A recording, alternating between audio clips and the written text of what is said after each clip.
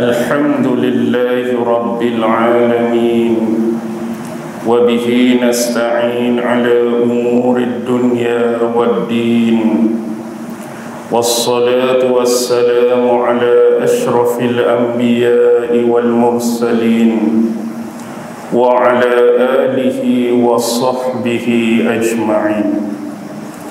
سبحانك لا علم لنا إلا ما علمتنا إنك أنت العليم الحكيم.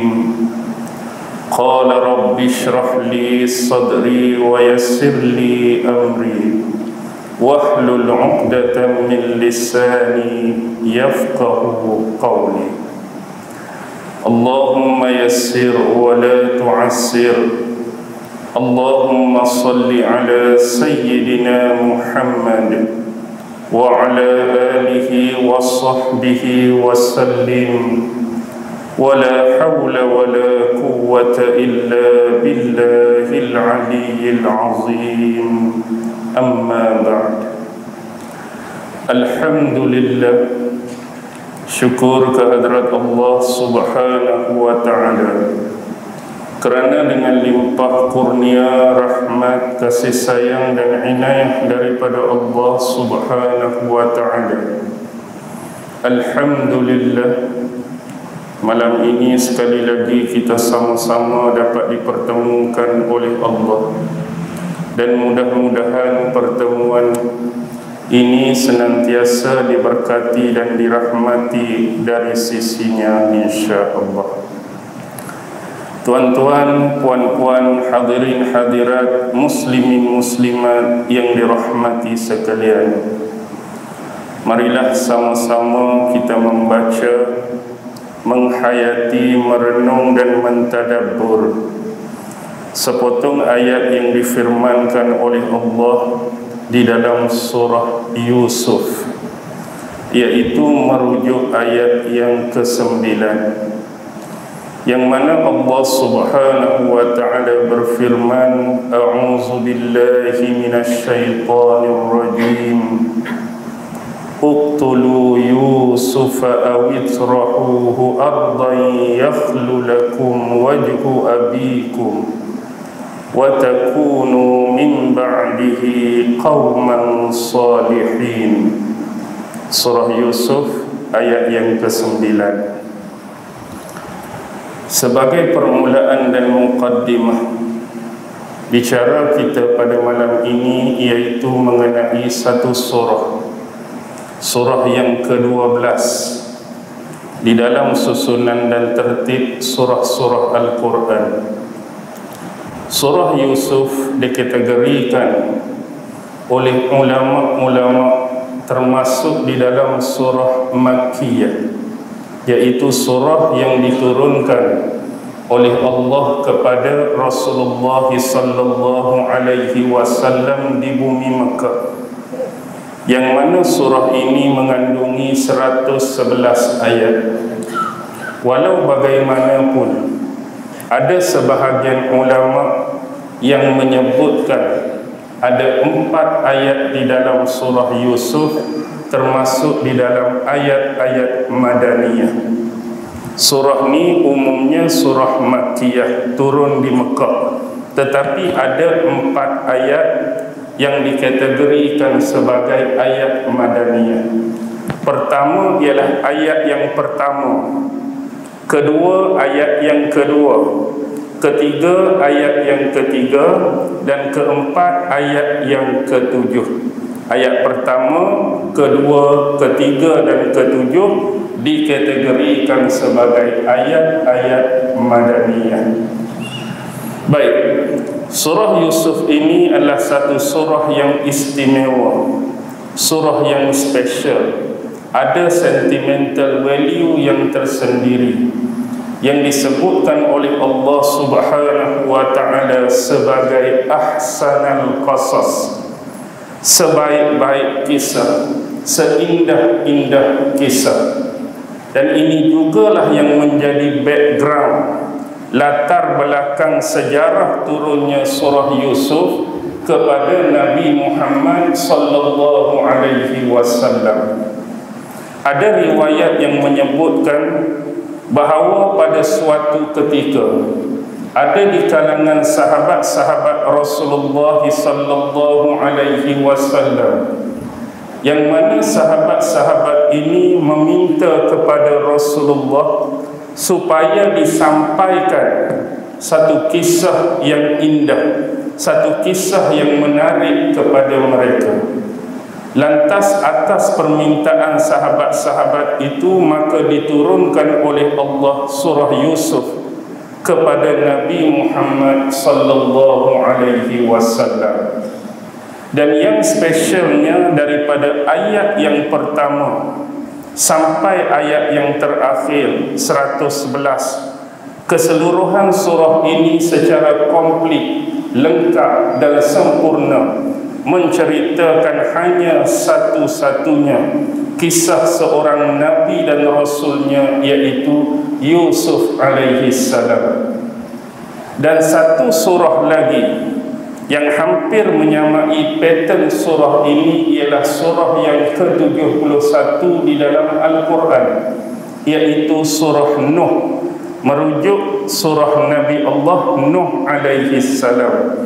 Dalam surah Nuh tu ada 28, setengah ulama kata 29 ayat, yang juga adalah surah Makkiyah, yang mana surah Nuh juga hampir keseluruhan ayat tu cerita pasal Nabi Nuh seorang saja. Sama juga dengan surah Yusuf, kisah ini hanya kisah Nabi Yusuf saja, tanpa mengecualikan bapa dia automatik lah, iaitu Nabi Allah Yaqub alaihi salam. Walau bagaimanapun, bila kita melihat kepada surah Yusuf ini, kenapa Allah meletakkan surah Yusuf ini adalah sebagai sebaik-baik surah? Kerana penceritaan surah ini yang lengkap dan detail tadi, bermula dari zaman kanak-kanak sampai zaman remaja, sampailah kepada zaman beliau membesar.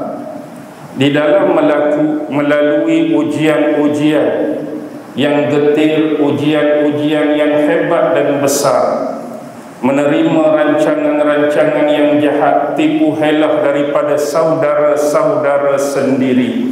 Inilah yang berlaku kepada Nabi Allah Yusuf. Tetapi baginda tetap mengharungi semua ujian-ujian tersebut dengan sabar, dengan redha, sesuai dengan apa yang ditentukan oleh Allah atas diri baginda alaihi salam. Kalau kita memerhatikan dalam surah Yusuf ini, Allah menceritakan tentang Yusuf ini. Allah sebut nama Nabi Yusuf sebanyak 27 kali dalam Quran. Naik nama Nabi Yusuf ni 27 kali. Paling banyak di dalam surah ni lah surah Yusuf. Walaupun demikian, ada dua surah lain yang juga Allah menyebutkan tentang Nabi Yusuf. Pertama di dalam surah Al-An'am, yang kedua di dalam surah Ghafir. Jadi dalam surah Yusuf sendiri, di samping surah An'am dan surah Ghafir, ada disebutkan nama Nabi Yusuf. Ini berbeza dengan Nabi Allah Musa alaihi salam. Bila kita berbicara mengenai Nabi Musa, tuan-tuan dan puan-puan, antara yang paling banyak sekali namanya disebutkan di dalam Al-Quran, berapa kali Allah sebut nama Nabi Musa? 136 kali. Paling banyak di dalam level, paling banyak dalam ranking. Allah sebut nama Nabi Musa dalam 34 surah Al-Quran. Hak paling banyak sekali Allah sebut 5 surah pasal Nabi Musa. Surah Al-Baqarah banyak, surah Al-A'raf banyak, surah Taha banyak, surah Asy-Syu'ara banyak, surah Al-Qasas banyak. Hak lain hanya berkisar kepada beberapa ayat. Walaupun demikian, Allah tidak mengkhususkan kepada kisah Musa dengan memberikan nama bagi satu surah. Walaupun nama Nabi Musa itu paling banyak disebutkan oleh Allah dalam Quran, tapi Allah tak mengkhususkan satu surah yang adanya nama surah Musa. Tapi Allah mengkhususkan kisah Nabi Yusuf dan Nabi Nuh saja. Berbeza juga dengan surah-surah yang dimulai kepala surah itu dengan nama-nama Nabi dan Rasul. Masih ada lagi percampuran kisah-kisah lain yang ada di dalamnya. Contoh, ada surah dengan nama Nabi seperti surah Ibrahim, ada surah Yunus, ada surah Hud, ada surah Muhammad, ada. Tetapi kesemua surah-surah tadi bercampur dengan kisah Nabi-Nabi dan Rasul yang lain. Nak bagi mudah faham, walaupun surah tu nama surah Ibrahim, ada kisah Ibrahim, tapi kisah Nabi lain pun dimuatkan oleh Allah dalam surah tu. Tetapi dua surah ni, Yusuf dan Nabi Nuh, tidak diceritakan Nabi-Nabi dan Rasul yang lain. Baik, satu lagi riwayat yang disebutkan adanya keterkaitan dengan surah Yusuf ialah mengapa surah Yusuf ni turun pada Nabi Muhammad? Kerana ada beberapa orang daripada kalangan Yahudi yang mana satu hari mereka datang berjumpa dengan Rasulullah sallallahu alaihi wasallam dan mereka tanyakan beberapa soalan kepada Rasulullah. Tujuan mereka tanya soalan ni kepada Nabi bukan sebenarnya nakkan jawapan, tetapi lebih kepada nak menjatuhkan kredibiliti dan reputasi Nabi Muhammad. Antara soalan yang mereka ajukan ialah, kenapakah Bani Israel boleh berada di bumi Mesir? Kenapa Bani Israel boleh berada di bumi Mesir? Dan yang kedua, kenapa Bani Israel keluar daripada bumi Mesir? Jadi untuk menjawab kepada dua-dua persoalan tadi, kenapa Bani Israel ada di bumi Mesir, maka Allah menurunkan surah Yusuf kepada Nabi Muhammad. Dan untuk soalan yang kedua, mengapa Bani Israel keluar daripada bumi Mesir, Allah menurunkan surah Taha kepada Nabi Muhammad sallallahu alaihi wasallam. Itu ada riwayat lain yang menyebut mengapa surah ini diturunkan kepada Rasulullah. Walau bagaimanapun secara umum, antara isi-isi kandungan intisari yang penting daripada surah ini ialah antara lain tentang kewajipan beriman kepada perkara-perkara ghaibiyah. Kita sebagai umat Islam hendaklah yakin dan percaya di dalam urusan-urusan ghaibiyah yang kita panggil sebagai rukun-rukun iman. Hanya Allah lah yang mengetahui tentang urusan dan perkara ghaibiyah, bukannya nabi-nabi, bukannya rasul-rasul, kecuali Rasul-Rasul ini mengetahui tentang urusan ataupun perkara ghaibiyah setelah diwahyukan oleh Allah kepada mereka. Dengan bahasa yang mudah difahami, kalau Allah tidak mewahyukan kepada Nabi dan Rasul, kalau Allah tidak memberitakan kepada Nabi dan Rasul, Nabi-Nabi dan Rasul pun tidak mengetahui perkara-perkara yang bersifat ghaibiyah. Yang kedua ialah kena memahami dan beriman bahawa Allah sebagai tasarruf.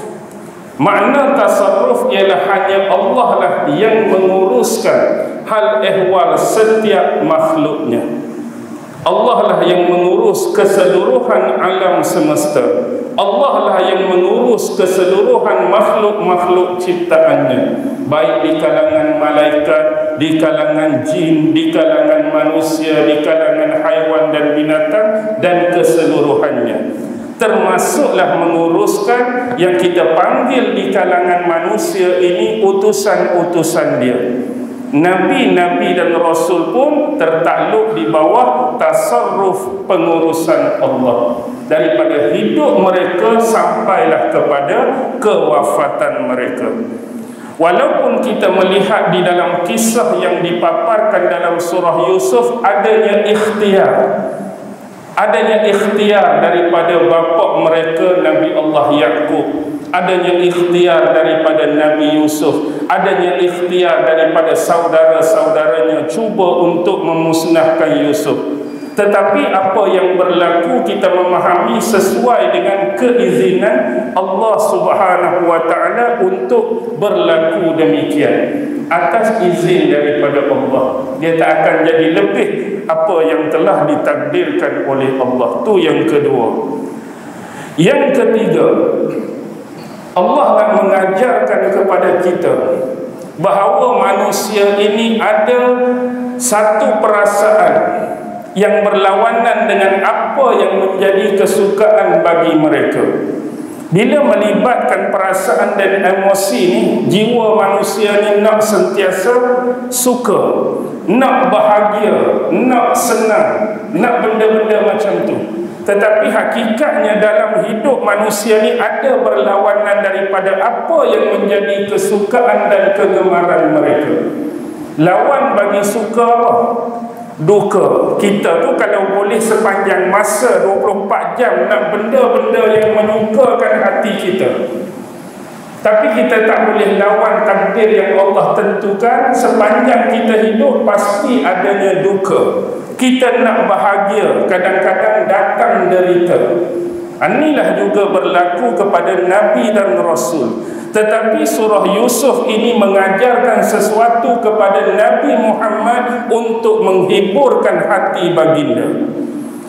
Dari sudut mana? Dari sudut kisah Yusuf dan saudaranya. Pada awal kita nampak saudara-saudara Yusuf cuba melakukan macam-macam agenda, macam-macam perancangan, cuba untuk menjauhkan Yusuf daripada keluarga mereka. Lebih-lebih lagi nak menjauhkan Nabi Allah Yusuf daripada bapa mereka Nabi Yaqub.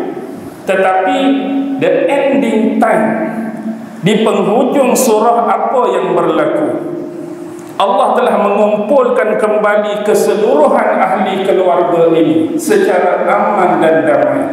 Yang dulunya mereka amat membenci Yusuf, memusuhi Yusuf, akhirnya mereka tunduk, mereka menyerah diri, mereka patuh di hadapan Nabi Yusuf. Itulah pengajaran kepada Nabi Muhammad yang mana peringkat awal kebanyakan kaum-kaum musyrikin Mekah memusuhi baginda. Apa benda yang kafir musyrikin Mekah tak buat kepada Nabi? Macam-macam perkara, hina Nabi, tohmah Nabi, caci Nabi, maki Nabi, label Nabi, letakkan Nabi dengan pelbagai gelaran yang tak ada asas pada diri Nabi. Tapi akhirnya bila berlaku peristiwa besar, pembukaan kota Mekah, apa yang berlaku kepada mereka? Ramai-ramai, berbondong-bondong di kalangan besar sebelum ni memusuhi Nabi, hadut lawan Nabi, akhirnya mereka tunduk kepada Rasulullah. Ramai-ramai masuk Islam. Inilah antara pengajaran-pengajaran yang kita boleh ambil. Baik, kita kembali kepada persoalan asas tentang ayat yang ke-9. Uqtulu Yusufa.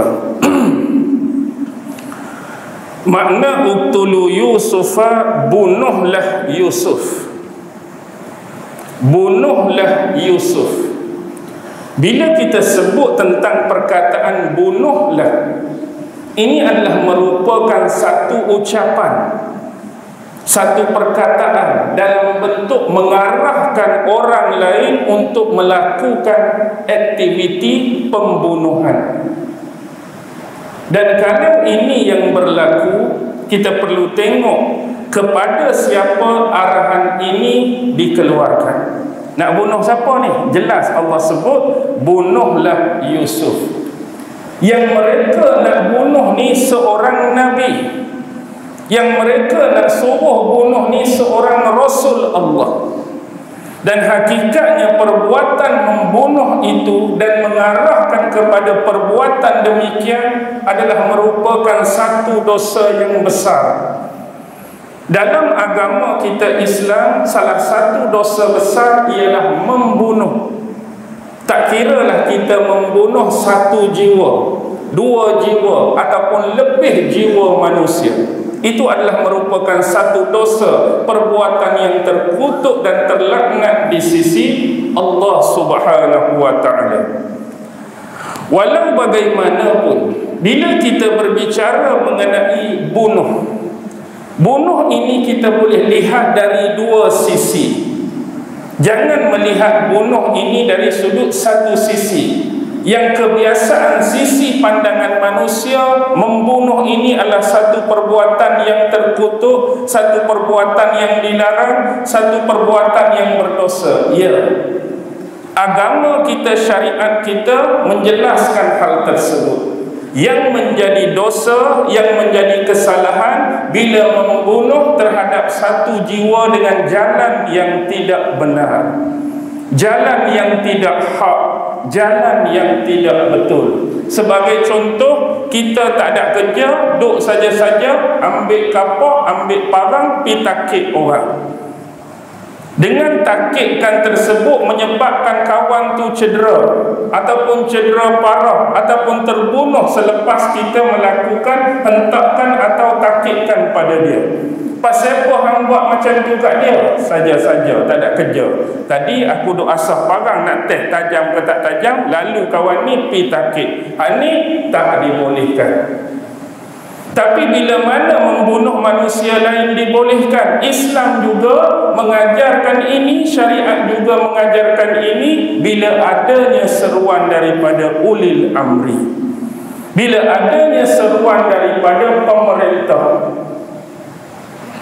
Kita dalam keadaan tertekan, musuh-musuh sudah semakin dekat di sempadan, musuh sudah semakin marah. Sebagai pemerintah bagi negara ini, sebagai pemerintah bagi kerajaan ini, kita wajib mempertahankan tanah air, agama dan bangsa kita. Maka hari ini saya melaungkan seruan jihad fi sabilillah kepada seluruh penduduk negara ini. Perang. Jadi waktu kita menjadi tentera ataupun rakyat bagi satu-satu negara semata-mata nak mempertahankan maruah tanah air kita, lebih-lebih lagi nak mempertahankan agama Islam kita, nak mempertahankan saudara-saudara kita. Waktu tu dalam peperangan boleh bunuh ke tak boleh bunuh? Masa tu dibenarkan membunuh lah. Tadi hang takik seorang, kali ni hang nak takik 14 orang pun takik lah. Nak takik 100 orang pun takik lah. Jadilah macam Rambo tu. Bukan kata 14 orang, satu camp habis dia bantai. Masa tu dibolehkan. Hak tak bolehnya masa lain. Hak saja-saja tadi. Hak ni jalan hak, hak ni jalan benar, boleh membunuh. Ada aturan dia. Sama macam melakukan hubungan dengan pasangan. Lelaki nak berhubungan dengan wanita, wanita nak berhubungan dengan lelaki. Cara hak salah apa dia? Bila perhubungan tersebut dilakukan di atas landasan tidak mempunyai hubungan atau ikatan yang sah. Kita ni lelaki, dia perempuan, kita tak ada ikatan yang sah. Dengan kata lain, kita ni bukan suami dia, dia tu bukan bini atau isteri kita. Tapi saja-saja. Pasal apa? Sebab saya berjaya rayu dia, saya goda dia, akhirnya dia termakan. Saya bawa naik wai suku saya, pergi mana-mana, jadi benda tu, katakan. Hubungan tu macam mana? Hubungan tu terlarang dalam agama. Hubungan tu tak sah sehingga menyebabkan berlakunya satu dosa yang kita panggil zina. Tapi kalau tuan-tuan nak pergi rumah dia, pakcik saya berkenan dengan anak pakcik, kawan tu setuju, masuk membina hantaran apa semua, kahwin elok-elok, kemudian lakukan hubungan tersebut. Ni boleh ke tak boleh? Boleh dah lah, tak ada masalah. Islam ni mengajar cara bagaimana menguruskan nafsu manusia. Ada cara hak tak boleh, cara yang dibolehkan, buatlah cara yang dibolehkan. Walaupun hak kata berzina, saya berzina sekali je ustaz, sekali je. Sekali pun kalau benda tu diharamkan dalam agama, tetap diharamkan. Hak ni dah halal, nak balung 14 kali pun kurang lah. Contoh tu, bukan marah. Dah halal dah, lebih pada 14 kali pun tak apa. Ni Islam ajar. Tetapi dari perkataan ini jelas bagi kita. Apa dia? Ini adalah merupakan perkataan daripada hasutan iblis. Iblislah yang menghasut kepada saudara-saudara Yusuf agar melakukan pengarahan terhadap aktiviti pembunuhan terhadap Nabi Allah Yusuf alaihi salam. Dan iblis sejak dulu melakukan perangkap-perangkap yang banyak, belitan-belitan yang banyak, terutama berkaitan dengan isu ataupun hal ehwal yang berkaitan dengan pembunuhan. Dia suka mengarahkan manusia supaya saling berbunuhan antara sesama manusia. Tuan-tuan mungkin tidak pernah melupakan kisah anak-anak Nabi Allah Adam alaihi salam, kisah Habil dan Qabil dulu. Habil dan Qabil dulu terjadinya kes pembunuhan, dan itulah sejarah mencatatkan kes pembunuhan buat pertama kali atas muka bumi. Pembunuhan terjadi buat pertama kali, the first time, ialah isu Habil dan Qabil, bunuh adik-beradik. Ni nak bunuh siapa? Nak bunuh orang lain ke nak bunuh adik-beradik? Nak bunuh adik-beradik juga. Hasutan datang daripada sumber yang sama, iblis. Dan yang menariknya, kisah Habil dan Qabil dan Yusuf ini mempunyai sumber dan terbitan yang sama. Yang jadi rasa nak membunuh adik-beradik sendiri itu sumber dia sama. Apa dia? Kecemburuan. Cemburu saja tuan-tuan. Habil dan Qabil dulu akibat cemburu. Bila mana anak-anak Nabi Adam ini dilahirkan daripada rahim Hawa, isteri Adam tu, hidup secara berpasangan. Sekali lahir kembar, laki perempuan. Lahir lagi kembar, laki perempuan. Tetapi bila nak menyatukan mereka, nak mengahwinkan mereka, Allah memerintahkan kepada Adam supaya melakukan perkahwinan sila. Contohlah kata, kelahiran pertama tu lelaki perempuan. Jadi tak boleh kahwinkan lelaki dengan perempuan hak sama kelahiran tu. Kalau nak lahir, silang dengan hak kelahiran kedua tu. Contoh, lelaki hak lahir pertama boleh dikahwinkan dengan perempuan hak kelahiran yang kedua, hak kembar kedua tu. Hak perempuan yang pertama kahwinkan dengan lelaki yang kedua. Tak semestinya hak kedua tu. Marilah hak 3, 4 pun jangan adik-beradik yang lahir kembar sekali. Tapi benda ni tak dipersetujui oleh salah seorang daripada mereka. Ekoran kerana apa? Kerana kebetulan adik-beradik hak lahir sekali dengan dia tu cantik, anggun, ayu. Dia nak kahwinlah dengan hak tu. Hak Nabi Adam nak kahwinkan dia tu tak berapa cantik, tak berapa comel, tu yang dia membangkang. Allah sekali ringkas cerita, adik-beradik seorang lagi tu duduk tengah tidur, elok-elok syok tidur, mari hasutan iblis, akhirnya ambil batu, pergi hempak dekat kepala kawan ni. Sehingga berakhirlah riwayat salah seorang dari mereka cemburu. Hak ni pun kerana apa? Cemburu. Cemburu sebab apa? Kerana bapa mereka Nabi Allah Yaqub lebih memberikan tumpuan, perhatian dan kasih sayang kepada Nabi Yusuf dan adik dia Bunyamin lebih daripada mereka. Bukan kata tak sayang kat mereka, lebih pada mereka.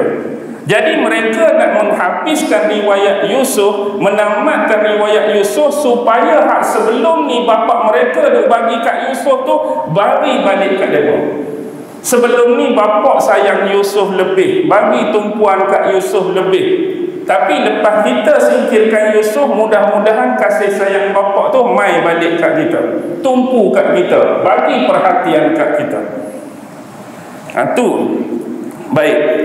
Sekarang tidak disebutkan siapakah penutur kalimah ni.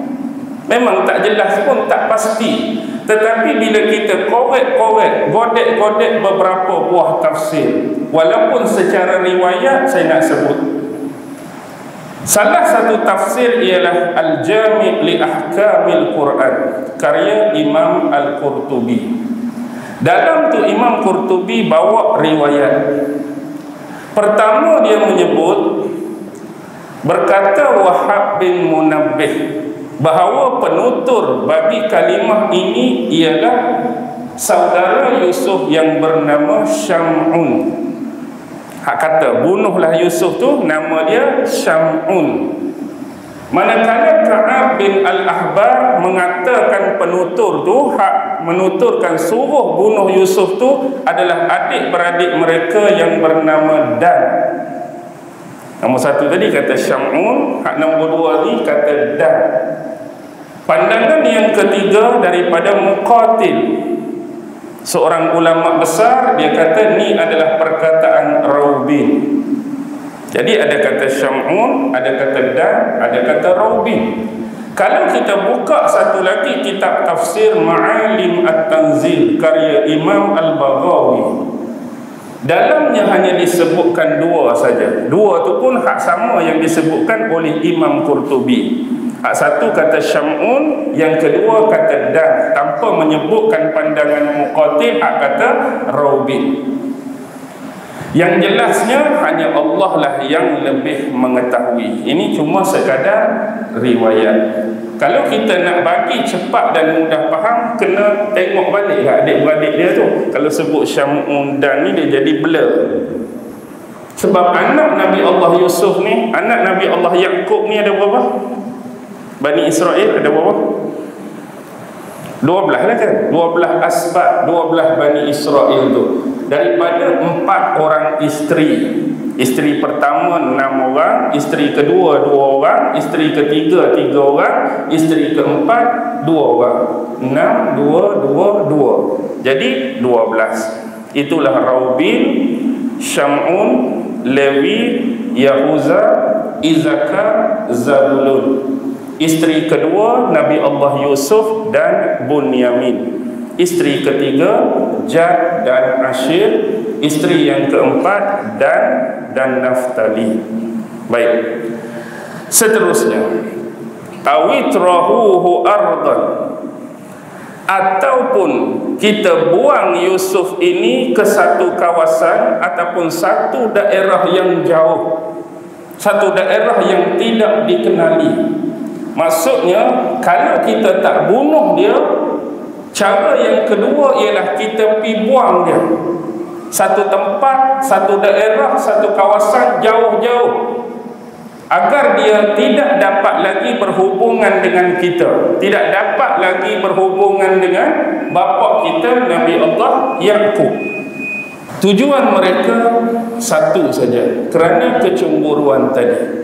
Jadi atas dasar tersebut, ni menampakkan kepada kita, walaupun pertama kali nampak ganas, nampak teruk, nampak berat, nampak ekstrim, bunuhlah Yusuf, rupa-rupanya di kalangan mereka sendiri masih ada lagi yang punya hati yang lembut, hati yang tak berdaya, hati yang rasa kasihan. Terutama Yusuf ni musuh kita kan, adik-beradik kita, musuh adik-beradik, adik-beradik kita ni. Hak kita nak agendakan pada dia adik kita, hak kita merancang atas dia ni adik kita. Tak gamak rasa nak buat hak rancangan kata nak bunuh tadi. Jadi ada baiknya kita ni pergi buang dia satu tempat, satu kawasan, daerah yang jauh. Dan ramai ulama-ulama, kalau kita ikuti perbahasan di dalam kepelbagaian tafsir, menyebut yang mengatakan demikian adalah Yahuza. Yahuza, hak lembut hati sikit ni, tak payahlah kita bunuh.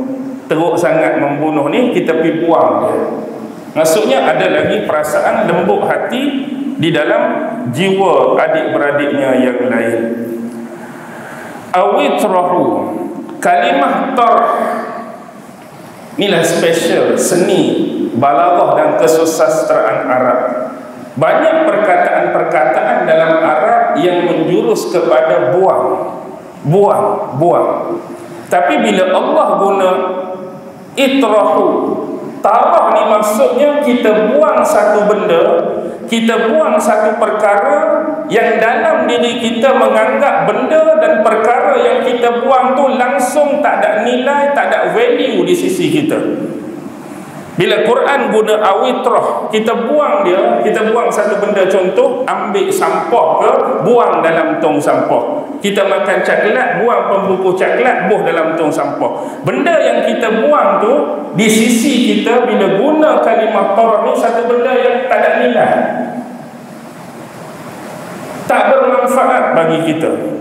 Bila Allah menggunakan kalimah ini di sisi hati dan jiwa saudara-saudara dia, bila nak buang Yusuf, bagi mereka Yusuf ni tak ada makna bagi dia. Yusuf ni tak ada nilai bagi mereka. Yusuf ni tak ada manfaat bagi mereka. Dialah punca kepada kasih sayang bapa kita selama ini terhalang disebabkan dia dengan adik dia. Ardan. Bila Allah menyebutkan ardan dalam ilmu nahwu ni isim nakirah, dia tidak jadi khusus. Bumi mana yang kita nak pergi buang, kawasan mana yang nak kita pergi buang, tetapi umumnya kita pergi lempaklah mana-mana tempat, mana-mana kawasan yang jadi menyebabkan dia ni jauh terpisah daripada kita. Itu yakhlu lakum wajhu abikum, yakhlu lakum wajhu abikum, supaya setiap perhatian, setiap tumpuan dan limpahan kasih sayang bapa kalian sebelum ini berpaling arah kepada kalian, berpaling arah kepada kalian. Tujuan mereka yang jelas ialah nak menghapuskan saingan. Sebelum ini mereka menganggap Yusuf dan adiknya adalah saingan dalam hidup mereka, yang menyebabkan kasih sayang bapa mereka tu terhalang. Ni punca dia. Jadi nak bagi bapa tu kembali mengasihi kita, tumpu pada kita, perhatian pada kita, benda ni kita kena hapuskan, kita kena singkirkan, buang saingan ini. Baik, yang ini dalam ilmu psikologi. Kalau kita belajar ilmu psikologi, ini dipanggil mob mentality. Mob mentality boleh juga dianggap seperti herd mentality, herd behavior. Apa dia mob mentality? Mob mentality ni kita boleh tengok ucapan mereka dalam ayat sebelum ni, wa nahnu usbatun. Kita adalah satu pakatan, kita adalah satu kumpulan yang kuat. Satu perasaan yang mana orang tu akan berasa jadi kuat bila kelompok mereka tu mencapai jumlah yang ramai, kuantiti yang besar. Sebenarnya dia tak berasa kuat, tapi bila dia duduk dalam satu kelompok yang jumlah tu banyak, dia akan jadi rasa kuat dengan sendiri. Ini mob mentality. Contoh, adik-adik dia yang merancang ni berapa orang? Daripada 12 tu tolak Yusuf dengan adik dia Bunyamin, 10 orang. Inilah bahaya bila kita duduk dalam satu kelompok yang ramai. Mob mentality ni lebih kepada budaya mengikut-ngikut pada awalnya, bukan nak sangat. Kita kadang-kadang mungkin kita punya pandangan, kita punya pendapat berbeza dengan ahli kumpulan tadi, tetapi disebabkan sokongan yang diberikan, pandangan yang berlawan daripada kita punya tadi lebih besar. Contohlah kita kata hak nak bunuh, berapa orang? 2 orang je sokong hak nak bunuh, tapi ramai nak pergi buang. Jadi menang kat mana? Sama-sama nak buat jahat ni, bunuh tu jahat, buang Yusuf pun jahat.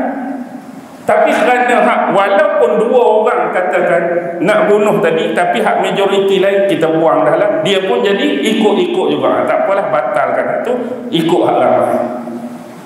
Dan kalau ada pandangan lain pula, contoh ketiga, dipersetujui ramai, dia akan berganjak pula. Dia tak tetap, dia ikut suara individu yang ramai. Contohlah, kalau macam saya guru di sekolah. Guru di sekolah ni kadang-kadang kita berhadapan dengan arahan-arahan, perintah-perintah daripada majikan tertinggi kita di sekolah. Tak lain tak bukan guru besar kita. Mungkin guru besar tu dia nak buat satu perancangan, satu benda, yang mana benda yang dia nak rancang tu kita nak bangkang, kita nak lawan. Dan dalam hati kita ni kalau boleh ada juga sebahagian daripada guru-guru lain berpandangan sama seperti kita. Aku harap ada jugalah dalam hati ni, dalam hati cikgu-cikgu lain pun adalah 2-3 orang sama dengan aku, tak setuju dengan pandangan guru besar. Tapi di akhir perbicaraan Ustaz kata, okey, siapa yang setuju dengan saya angkat tangan. Dia tanya hak setuju dulu. Tiba-tiba seorang angkat, 2 angkat, 3 angkat, semua angkat, kita seorang dia tak angkat. Tapi kita ni jadi angkat tangan sebab apa? Sebab kalau aku tak angkat, aku seorang kena lah. Jadi tengok, gila betul, tak ada seorang pun macam aku. Lah kali kita pun, Ustaz macam mana? Setuju jugalah. Padahal dalam hati sebenarnya tak setuju. Tapi kita mengharapkan sebelum angkat tangan tadi adalah orang 2-3 orang sama macam aku nak lawan perancangan Ustaz tu. Tapi tak ada. Kita pun dialah. Ni ikut-ikutan. Dan kadang-kadang haji boleh berlaku dalam pemilihan AJK dalam mesyuarat tahunan. Dia tu nak angkat, nak pilih orang lain tu. Awak kan kawan tu. Orang ramai buat pilih. Padahal dia nak pilih orang lain. Tengok orang ramai angkat ni. Saya pun setujulah kawan tu jadi pengurus. Ni yang budaya ni ada. Ada ke tak ada? Ada. Jadi mengikut-ngikut. Ini panggil mob mentality. Tak kisahlah apa yang dia ikut tu, tapi mob mentality lebih kepada dia tu sebenarnya nak benda lain, tapi dia mengikut majoriti selepas tu. Walaupun dia asalnya tak setuju dengan pandangan majoriti. Itu salah satulah. Itulah yang berlaku kepada saudara-saudara Yusuf. Baik.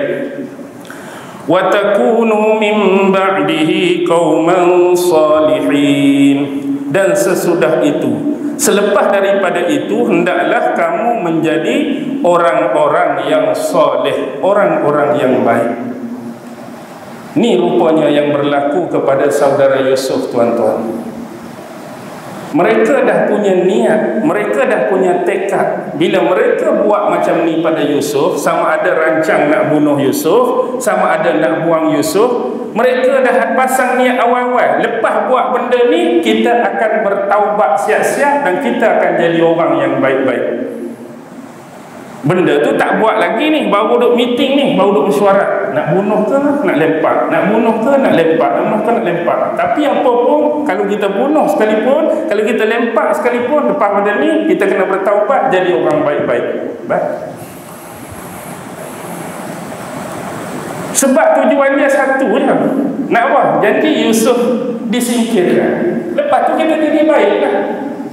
Sebelum ni kita jadi nampak tak berapa baik sebab bapa kita lebih nampak kebaikan Yusuf dan adik dia berbanding kita. Jadi bila Yusuf dah tak ada, dia tak ada dah nak buat perbandingan. Contoh kalau kita duk lalu sebelum ni dengan perangai kita, jadi ada perbandingan antara kamu dengan Yusuf, tengok perangai Yusuf lagi baik. Ada contoh, ada perbandingan. Tapi bila Yusuf tak ada, nak banding dengan siapa? Tak ada lah, kita lah akan jadi baik. Kita akan jadi baik. Tapi sebelum nak jadi bertaubat, sebelum nak jadi baik, mereka sanggup buat macam tu demi nak meraih cinta bapa mereka, nak meraih kasih sayang bapa. Ni satu lagi perangai, emosi yang tidak terkawal. Satu lagi dalam ilmu psikologi ni disebut twisted love. Apa dia twisted love? Twisted love ni seseorang yang cuba meraih cinta orang lain, cuba meraih kasih sayang orang lain. Kalau boleh dia tak mahu orang lain dapat cinta tersebut, kasih sayang tersebut, kecuali hanya untuk diri dia. Dan bila terdesak, adanya ancaman-ancaman, dia sanggup lakukan sesuatu yang di luar dugaan terhadap ancaman tu. Contoh twisted love ni, kita ni ada awet. Awet ni berjanji setia dengan kita, nak hidup sehidup semati, kita akan kahwin dengan dia. Last kali perjumpaan seterusnya, awet kita mari dalam keadaan menangis. Pasal apa ni? Semalam ada kawan bapak. Kawan bapak tu ada anak lelaki. Jadi kawan bapak tu mari nak meminang. Jadi dah jadi ancaman bagi dia bila dia menganggap ada orang lain yang cuba sailang dia, ada orang lain yang cuba nak rampas awet dia, kekasih dia tadi. Bagi dia tu ada ancaman. Tak ada orang lain boleh meraih kasih sayang awet dia kecuali hanya pada dia saja.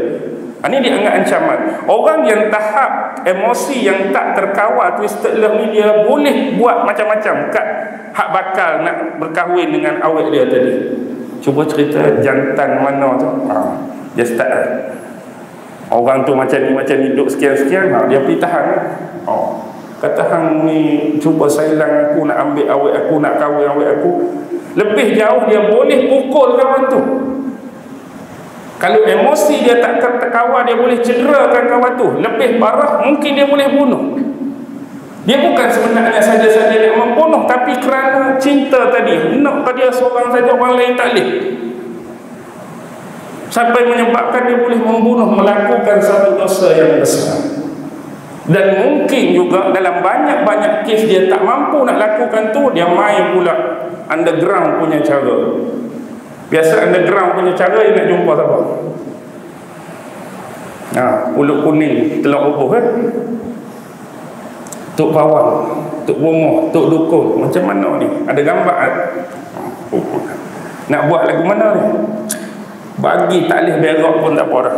Tak boleh berak orang. Tak keluar darah pun tak apa. Makan tak lalu dah ni, tak boleh berak ni. Kita kalau tak boleh berak 2-3 hari pun tak boleh. Ni tak boleh berak selama-lamanya. Macam-macam lah, ikut dia lah atas permintaan dia. Sampai tahap menyantau orang, menyihir orang, ni boleh berlaku. Twisted lah.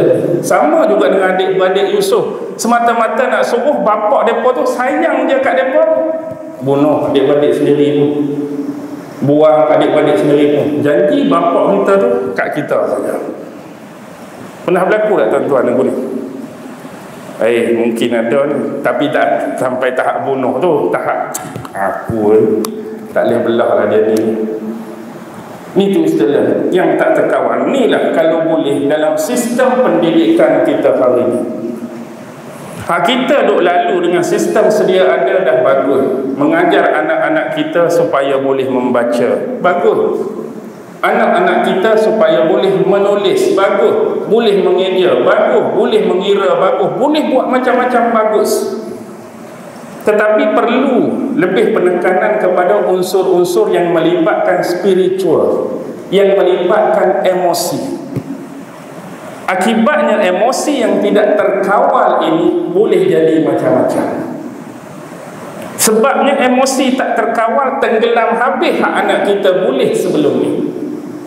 Contohlah kita kata kalau betul-betul kes itu terjadi, bila kata awet dia nak kena rampas, dia sanggup membunuh.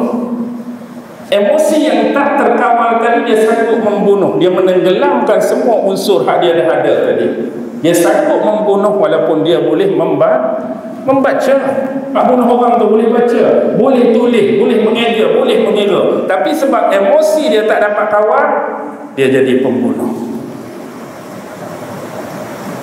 Ni bahaya dia. Kita hidup, kita tahu adanya ujian-ujian atas kita. Stres, depression, macam-macam. Dan Islam ajak kita untuk menguruskan benda-benda dalam bentuk emosi ni. Jadi bila mari ujian, apa yang Islam ajak? Secara umum antaranya supaya kita sabar. Sabar dengan ujian Allah. Yang kedua ialah redha dengan ketentuan dia. Bila kita sabar, bila kita redha, kita memahami bahawa di sebalik ujian dan kesabaran ni adanya pahala yang Allah nak berikan pada kita. Tak semua orang diuji dengan ujian-ujian, kecuali bila dia berjaya melaluinya dengan sabar dan redha, pasti pahalanya lebih daripada mereka yang tidak ditimpakan ujian tersebut. Ini bermakna kebahagiaan ataupun ujian sebenarnya adalah pemberian daripada Allah Subhanahu wa ta'ala. Islam datang mengajar bagaimana kita melalui dan menguruskan hal tersebut. Bila mari distress, bila mari tension, dia tak kira jawatan, dia tak kira level dah. Kadang-kadang ni, ambil contoh dekat dengan kita, Jambatan Pulau Pinang, tempat sasaran kan. Hak mana terjun tu kadang-kadang pengarah tertentu. Pasal apa dia terjun? Katanya syarikat bankrupt. Bukan orang-orang biasa. Pengarah tu lah, orang besar ni lah. Pasal apa? Hutan bertimbung. Pasal apa? Alung cari. Pasal apa? Jarang sangat kita nak dengar pasal apa kawan tu bunuh diri. Sebab katanya umur dia dekat 40 tapi tak erti ABC. Oh, kecewa sangat tak erti baca ABC, bunuh diri. Jarang nak dengar umur dia pasal tak erti 1, 2, 3 ABC ni. Tapi hak jenis-jenis macam tadi, seolah-olah bankrupt tu adalah pengakhiran bagi hidup dia.